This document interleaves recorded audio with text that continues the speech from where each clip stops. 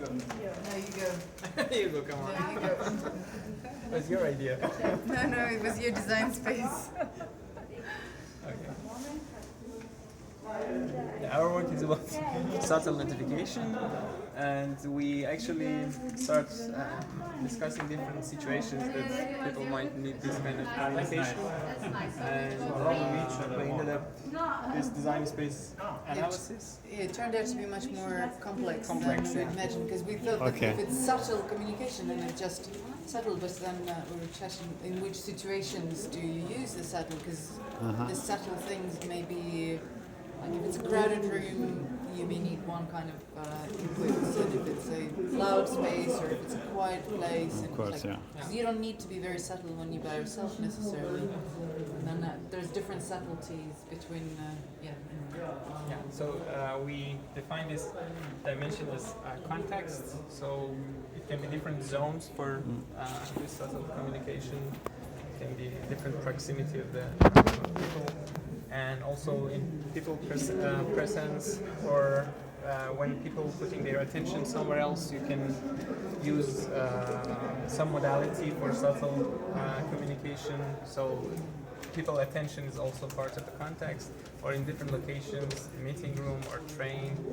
Or, So these are parameters that affect So, yeah, the but- necessity Different of being type of subtle. context. So we've realized it's actually, just having a single question that, well, hey, let's do subtle communication in general. That doesn't, it's not really applicable. It varies drastically largely on the context and also on the complexity of what you're trying to communicate. Is it something that you just get in a yes/no answer? Is it like, hey, I need some attention?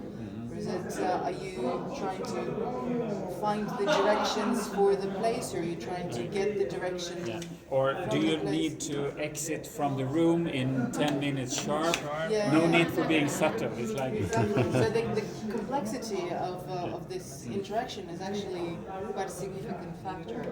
And then, as we were talking about earlier, based on this too, you can use a variety of different modalities. We've explored them generally. So, and it seems like haptic and visual, you can actually code quite a lot of messages, but say smell and taste are not particularly very good inputs and outputs for the subtle communications, because if it's if something smells, then if you receive an olfactory input, for example, then everybody else would perceive it as well, unless you're in a very smelly environment. That might be or watching some weird commercial.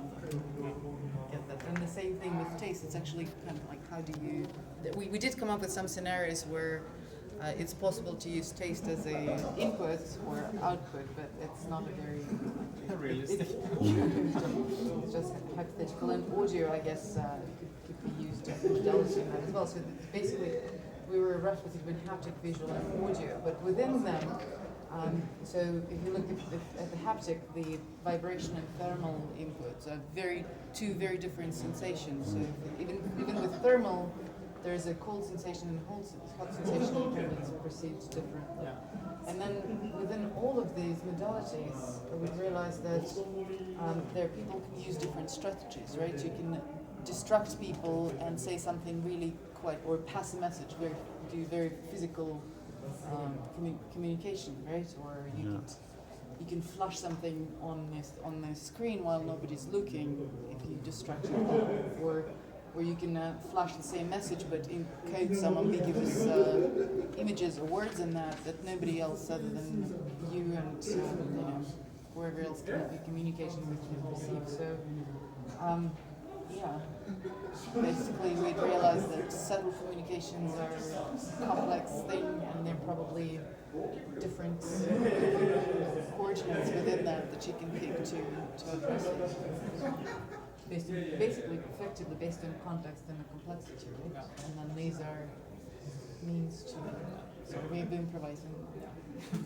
If you think about the system, if the system is really context aware and knows about the message, probably the modality can be selected by the system automatically. Or you can select it, right? Yeah. We did look at sort of hypothetical spaces of what happens if there's a there's a person who wears an invisibility cloak that needs to communicate with another person in a room without discreetly, without exposing him or herself.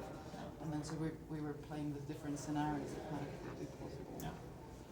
So I was thinking that this is a kind of systems design perspective, and then I understand why smell and taste perhaps, take smell as an example, is perhaps not so subtle because it's not so private.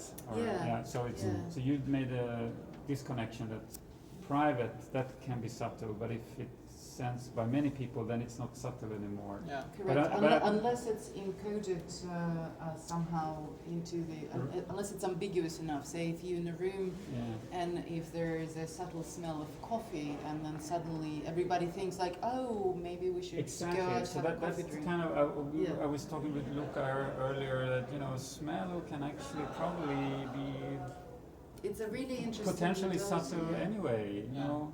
Yeah. So depends a bit what you're after, and correct. And that so was one of our right. exactly. That was one of our realizations that in fact, everything is depends on what your aim. Exactly. Yeah.